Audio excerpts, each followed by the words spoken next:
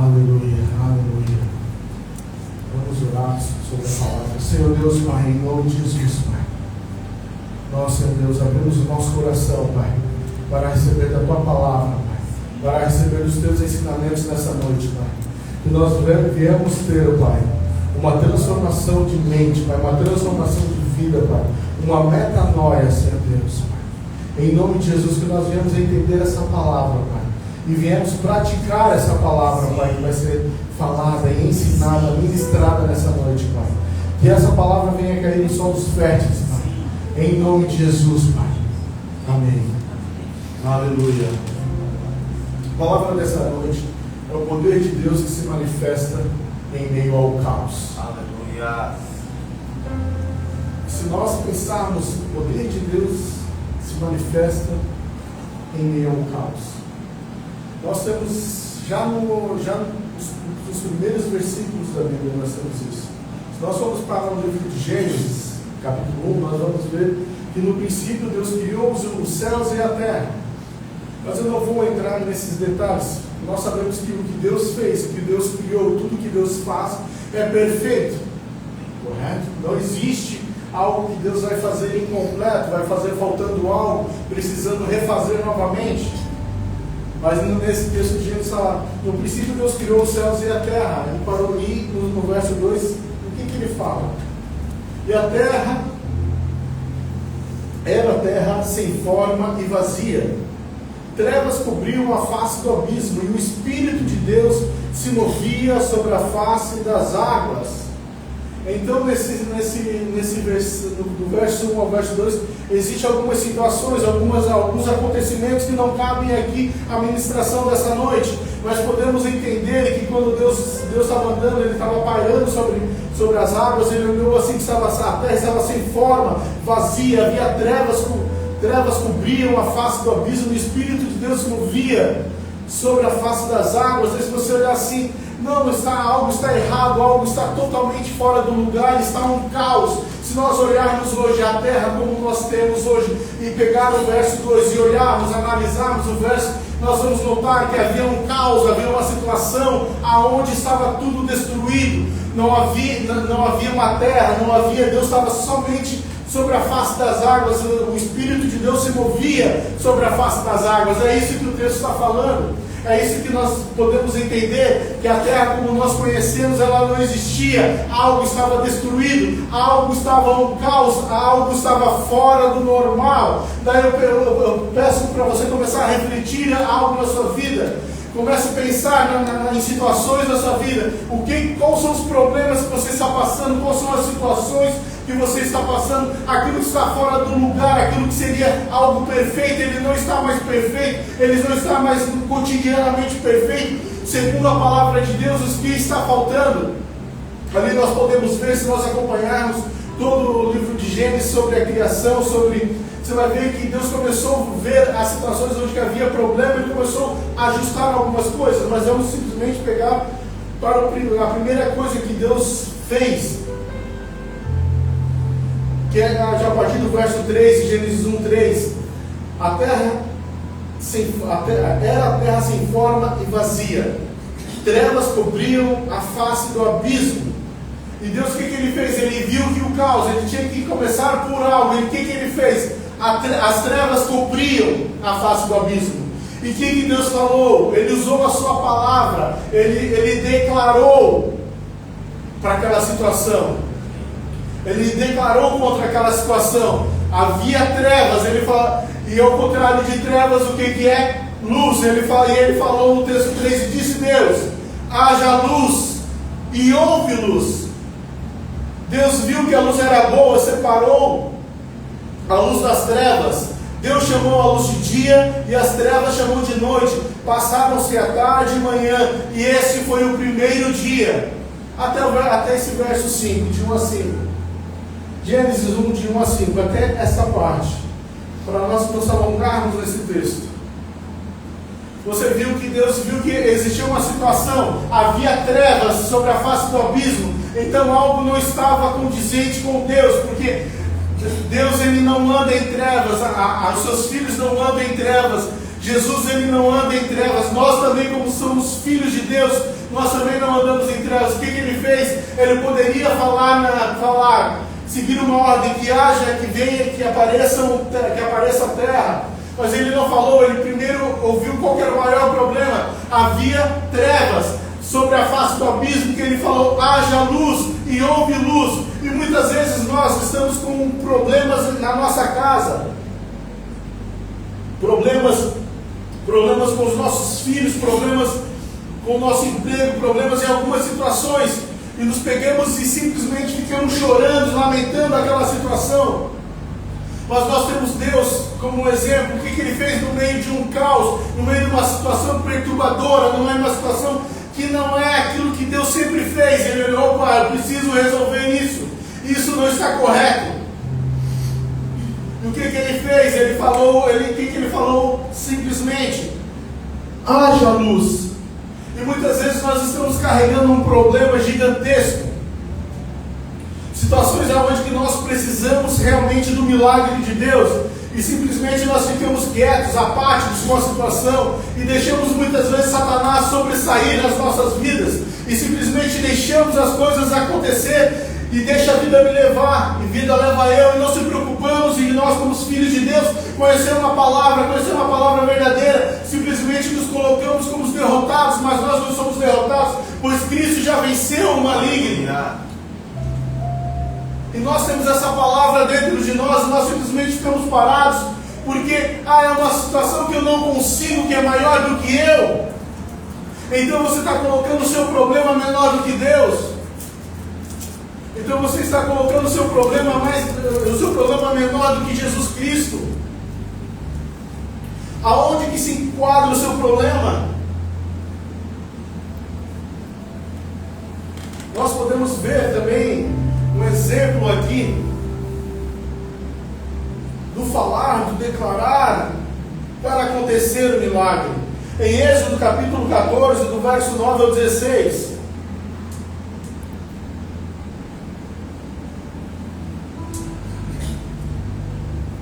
Os egípcios, com todos os cavalos e carros de guerra do faraó, os cavaleiros e a infantaria, saíram em perseguição dos israelitas e os alcançaram, quando estavam acampados à beira-mar, perto de Pi-Hirote, de frente a Baal-Zephon. Ao aproximar-se o faraó, os israelitas olharam e avistaram os egípcios que marchavam na direção deles, e aterrorizados clamaram ao Senhor. Disseram: Moisés, foi por falta de tumultos no Egito que você nos trouxe. Foi por falta de túmulos no Egito que você nos trouxe para morrermos no deserto? O que você fez conosco, tirando-nos de lá? Já não lhe tínhamos dito no Egito: deixe-nos em paz? Seremos escravos no Egito, antes ser escravos no Egito do que morrer no deserto. E Moisés respondeu ao povo: não tenham medo, fiquem firmes e vejam o livramento do Senhor lhes trará hoje. E vejam o livramento que o Senhor lhes trará hoje, porque vocês nunca mais verão os egípcios que hoje vêm. O Senhor lutará por vocês, tão somente acalme-se. Nós podemos ver, eles saíram do Egito, que eles estavam como os escravos no Egito, e começaram a caminhar, começaram a andar, e a certo momento o texto fala que eles olharam para trás e viram Faraó e seus soldados, suas infantarias, chegando perto deles, e eles começaram a murmurar: nós saímos do Egito, lá não tinha túmulo suficiente para nós morrermos no Egito, para morrermos no deserto, porque não lá. Mas nós já nos falamos uma vez também, para nos deixarmos em paz, que nós preferimos ser escravos no Egito.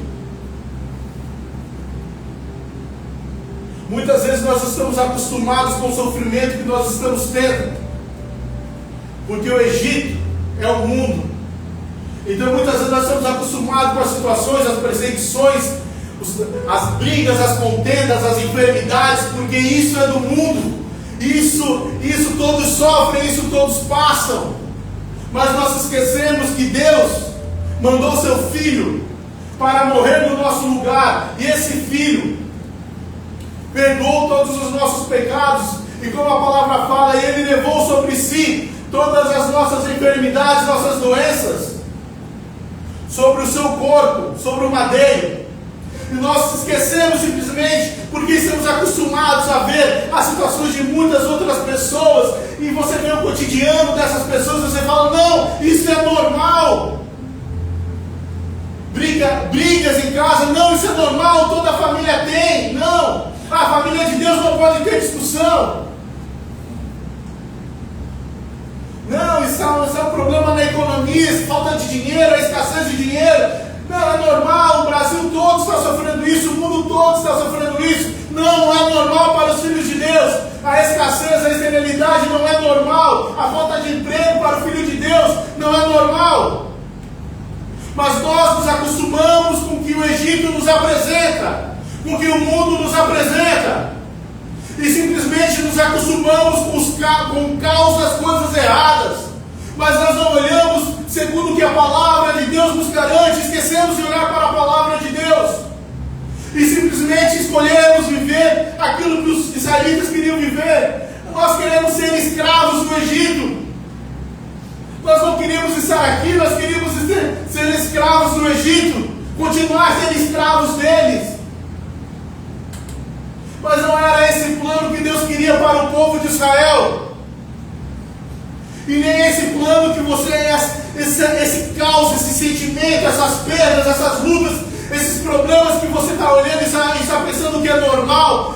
Não, mas não é nem esse plano que Deus tem para a sua vida. Não é esse plano, não é aquilo que Deus quer que simplesmente aconteça na sua vida, mas você está acostumado com olhar para o Egito e ver que todo mundo está passando por problemas, e você fala, eu também vou passar, porque é normal. Não é normal. Daí, e continuando no verso 14, Moisés fala, o Senhor lutará por vocês. Tão somente acalme-se. E disse então o Senhor a Moisés, daí Deus usa a sua palavra, por que você está clamando a mim? Diga aos israelitas que sigam avante. Erga a sua vara e estenda a mão sobre o mar, e as águas se dividirão, para que os israelitas atravessem o mar em terra seca. Daí o que Deus faz? Olha, escuta, porque você está clamando a mim. Avança, continua avançando. Não se preocupe com o que está na sua frente. Então Moisés, levante a sua vara, estenda a sua mão sobre o mar, e as águas se dividirão, e vocês passarão por terra seca. E nós podemos ver, não vou continuar lendo o texto, mas você sabe que eles passaram por terra seca sobre o Mar Vermelho. Eles passaram e não morreram, não se afundaram. Mas quando os carros farol chegaram ao meio do Mar Vermelho, o que aconteceu? Eles morreram. O mar veio e eles morreram. É tão verdade que existe rodas, existem artefatos desses carros no Mar Vermelho, confirmando a palavra de Deus. Mas nós às vezes pensamos, não, o mundo é o normal do mundo. Esquecemos de viver as verdades que a palavra de Deus fala, as verdades que eles tinham, que eles iam para a terra prometida, que Deus tinha já preparado um lugar para eles. Mas eles estavam preocupados por cada situaçãozinha, eles estavam preocupados e murmurando, e não olhando para avante, não olhando para frente, não olhando para a promessa, eles estavam olhando para a situação, e cada situação havia desespero, lágrimas, tristezas, e olhavam e sempre olhavam olhavam para o Egito, mas não era melhor. E Deus sempre provendo. E Deus sempre provendo. Porque se nós olharmos e pensarmos que eles olhavam para o Egito e falavam, mas nós lá tínhamos isso, nós lá tínhamos isso, nós tínhamos isso, e aqui nós vamos morrer. Porque às vezes o caos é nós mesmos que estamos preocupados, estamos totalmente preocupados com uma situação e não olhamos para a palavra de Deus.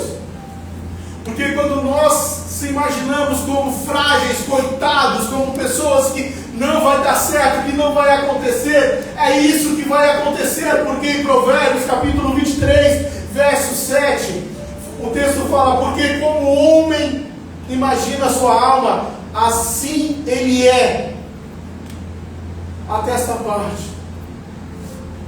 Como você tem se imaginado? Como mais um dentro deste mundo, ou como alguém que é filho de Deus, alguém que foi justificado, alguém que todos os seus pecados foram perdoados, aonde que tudo que você precisa, tudo que você necessita está ao seu alcance. O que você tem se visto, o que você tem se imaginado? O que vocês têm olhado e olhado para a situação e olhado, não, isso não vai acontecer na minha vida. Não, minha família não vai estar na igreja, não tem como, lá é um caos, lá é uma loucura. Não, meus filhos não vão estar na igreja, não tem como. Eles amam ao mundo.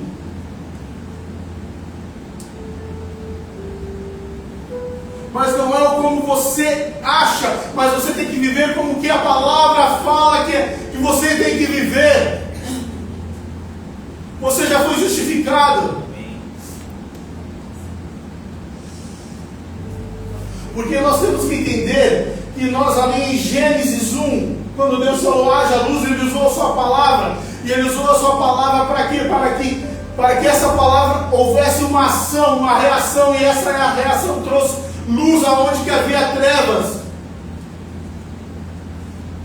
Porque da mesma forma que em tudo em Gênesis Deus falou através da sua palavra, e tudo foi acontecendo, tudo foi se resolvendo, cada problema, cada situação ali que estava não em conformidade com aquilo que Deus fez, Ele usou a sua palavra. E nós precisamos, como fala o texto de 2 Coríntios capítulo 5, do verso 7, porque vivemos por fé, e não pelo que vemos. O que você tem visto, e a tua fé você não tem olhado com os olhos da fé. Você não tem olhado com a fé com aquilo que a palavra fala, para você usar a palavra de Deus.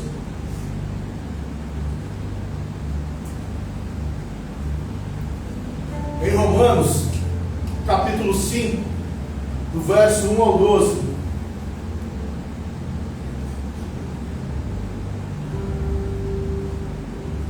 Tendo sido, pois, justificados pela fé, temos paz com Deus, por nosso Senhor Jesus Cristo.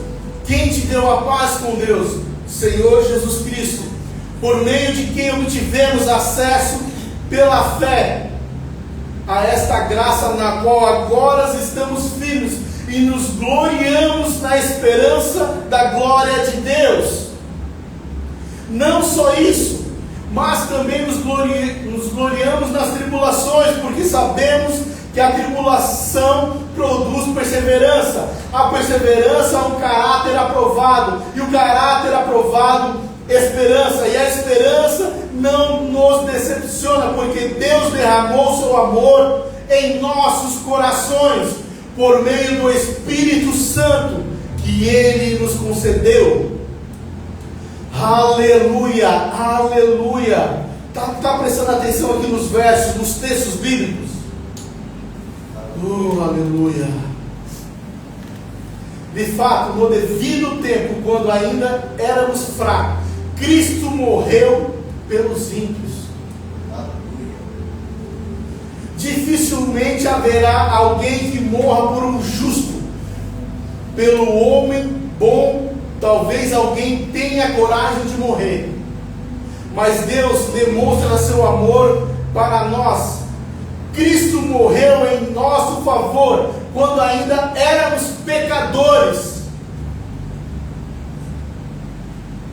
Aqui eu estou trazendo para você ter a lembrança de que Cristo morreu por você, e que Deus enviou Jesus Cristo para morrer por você, para que não fosse você, que você fosse para a morte eterna, mas sim para que você pudesse ressuscitar em Cristo Jesus, para que o Espírito pudesse ressuscitar em Cristo Jesus. Ele enviou seu Filho para que os nossos pecados fossem perdoados, porque sangue de bodes e touros não tinham a capacidade de limpar e remir os pecados, mas sim somente o sangue de um justo, que foi Cristo Jesus.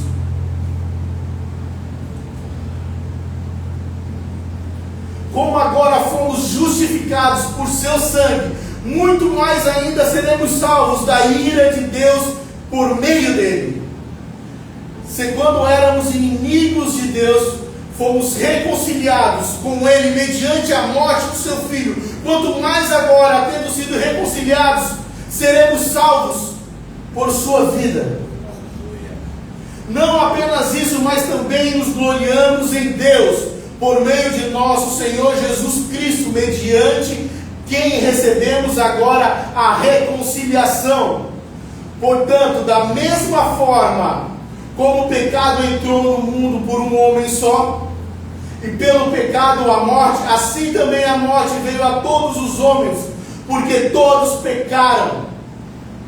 Aleluia! Você presta atenção, porque por causa da morte de Jesus, o nosso espírito que estava morto, ele foi ressuscitou juntamente com Jesus Cristo. E nós às vezes olhando para o Egito, olhando para o caos do mundo, olhando para o caos da nossa situação, e esquecemos de olhar para Cristo, olhar para os montes, da onde me virá o socorro, o meu socorro bem presente na tribulação. Nós esquecemos de olhar para Deus, nós nos esquecemos de olhar para Jesus, porque às vezes nos pensamos, aceitamos o pensamento de Satanás, aos dardos inflamados. Não vai nada, não precisa, não se preocupa, não vai orar agora sobre a situação, ora depois. Não, essa situação é passageira, como todas as outras, e você deixa de lado, e você fica passivo aos problemas, e esquece que tem um Deus, e esquece que você foi justificado, esquece que todos os seus pecados foram perdoados, você esquece que Cristo levou todas as suas enfermidades, e deixa ainda Satanás pisar, colocar enfermidade sobre o seu corpo. Você deixa ainda que Jesus, ele sofreu, Jesus passou aqui. Se você vê, Jesus não passou nenhuma necessidade nessa terra quando estava aqui, ele era suprido. E das mesmas coisas nós somos supridos em Cristo Jesus, daquilo que nós precisamos, e deixa às vezes os problemas bater na sua casa, porque está acostumado com o caos do mundo, com os problemas do mundo, mas não age com fé. Porque a palavra também fala que sem fé não veremos a Deus. Não sou eu que estou falando, é a palavra. Não é a palavra que tem que se moldar a nós temos que se moldar à palavra. Porque quando nos moldamos à palavra de Deus, quando nos moldamos aquilo que o Espírito Santo tem falado aos nossos corações, nós vamos viver a realidade da palavra, a realidade daquilo que Deus fez por nós através de Jesus Cristo.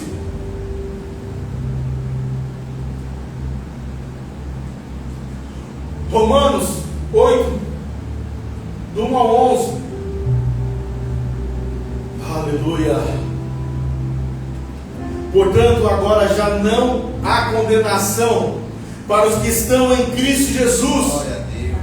Prestou atenção nesse verso de Romanos? Portanto, agora já não há condenação para os que estão em Cristo Jesus, porque por meio de Jesus Cristo, a lei do Espírito de vida me libertou da lei do pecado e da morte. Portanto, agora não há mais condenação sobre a sua vida, condenação de morte, condenação de enfermidade, porque nós temos enfermidade que leva à morte. Então não existe essa condenação sobre a sua vida, porque aquilo que a lei fora incapaz de fazer por estar enfraquecida pela carne, Deus o fez enviando o seu próprio Filho, a semelhança do homem pecador, como oferta pelo pecado, e assim condenou o pecado na carne, a fim de que as justas exigências da lei fossem plenamente satisfeitas em nós, que não vivemos segundo a carne, mas segundo o Espírito. Você não vive mais segundo ao mundo, segundo o que o mundo fala e segundo o que a sua carne pensa, mas sim segundo o que o Espírito Santo fala ao seu respeito. E o que o Espírito Santo tem falado ao seu respeito, e o que ele tem falado referente à palavra, o que ele tem te mostrado referente ao teu chamado, aquilo que ele tem te mostrado, o que você tem feito, o que tem vindo na sua mão, porque nós não vivemos segundo a nossa vontade, nós vivemos segundo o que o Espírito fala, o que o Espírito nos ministra.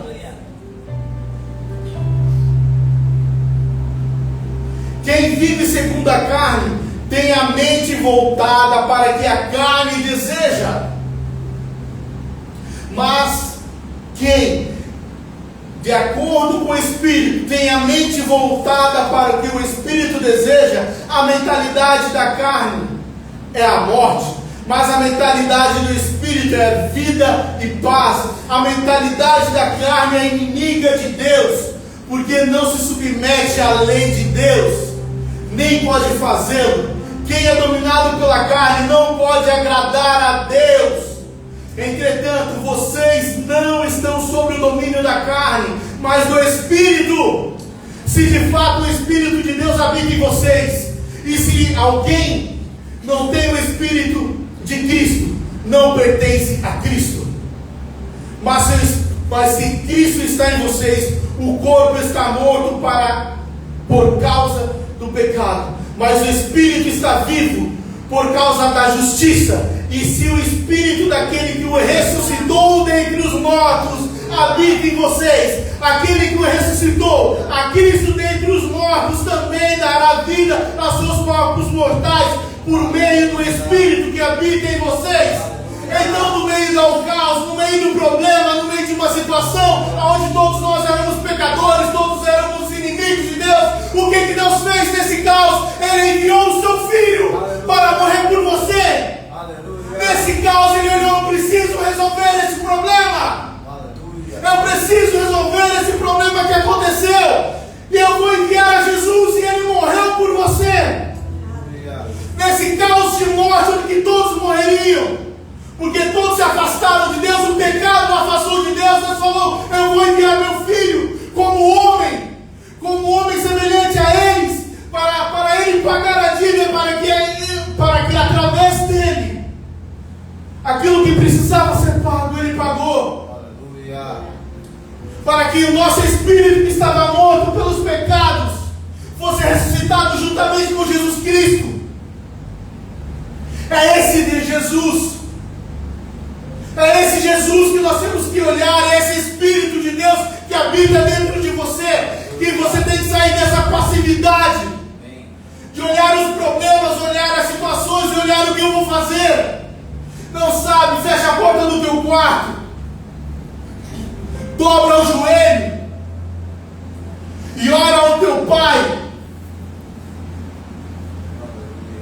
no secreto, que vê em secreto, que também te recompensará plenamente. É Ele, não são os homens, mas é Deus que te recompensará. Porque nós precisamos, sim, entender que a palavra de Deus habita dentro de nós, que o Espírito Santo está dentro de nós, que o nosso espírito, que um dia estava morto, foi ressuscitado.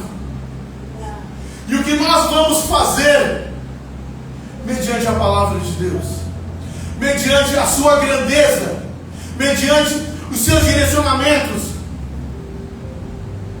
vamos deixar o caos dominar as nossas vidas, ou vamos olhar para um Deus que, quando via o caos, ele resolvia o problema do caos? Em Gênesis ele resolveu: haja luz, e houve luz. Quando houve a queda do homem, era outro caos, porque ele não queria que o homem se afastasse da sua presença, porque o homem, na viração do dia, ele andava e conversava com Deus. Gênesis fala isso.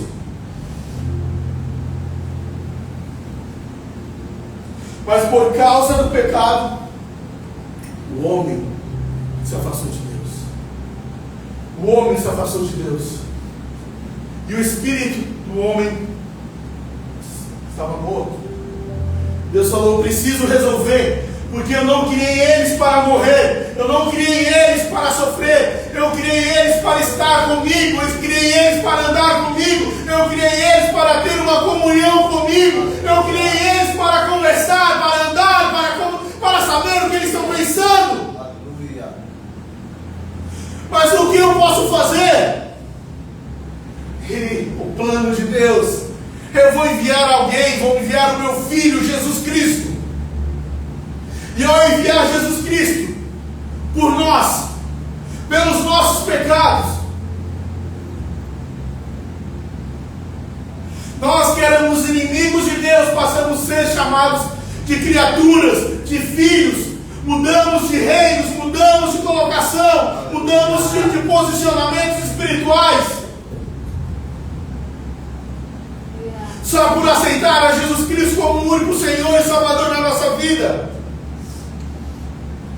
Porque nós precisamos entender que o tempo está se abreviando e a volta de Jesus está mais perto, cada dia mais perto.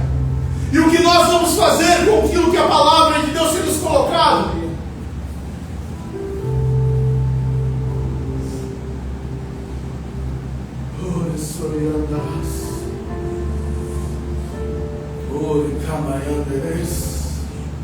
Porque nós precisamos viver as realidades da palavra de Deus. Nós precisamos viver na integralidade do que Deus quer que nós vivemos. Porque quando nós ficamos amedrontados, com medo de alguma situação, nós paramos. Nós ficamos parados, com medo. E esquecemos que temos um Deus, que temos alguém que nos ama, que temos alguém que cuida de nós, que temos alguém que é poderoso para fazer infinitamente mais, além daquilo que nós imaginamos, além daquilo que nós pensamos. Mas nós colocamos a Deus muitas vezes numa posição igual os israelitas colocaram na saída do Egito. Olharam para a situação e olharam para o Egito. Por que não tirou de lá? Por que nos tirou de lá? Nos tirou para morrer? Nos tirou para morrer no deserto? Nós também falamos que nós não queríamos saber de você, não queríamos saber de nada, nós queríamos ser escravos no Egito, e deixando o plano que Deus tinha sobre a vida deles de lado. E muitas vezes é isso que nós fazemos nas nossas vidas, deixamos as coisas de Deus de lado, deixamos as coisas de Deus, porque o mundo chama mais atenção. Mas Deus não quer isso de nós, que somos filhos.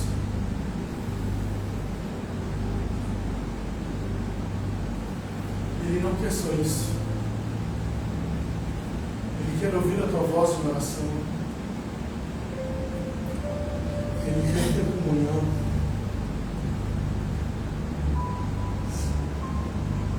E a oração nada mais é do que uma conversa. São conversas entre duas pessoas. E muitas vezes nós só pegamos, oramos e jogamos todas as coisas e fala, Deus, pronto, já orei. Mas nunca ficamos parados orando no Espírito para escutar o que o Espírito tem para falar para nós. Porque a nossa vida é tão corrida que não podemos parar 30 minutos com excelência para estar com Deus, para estar com o Espírito.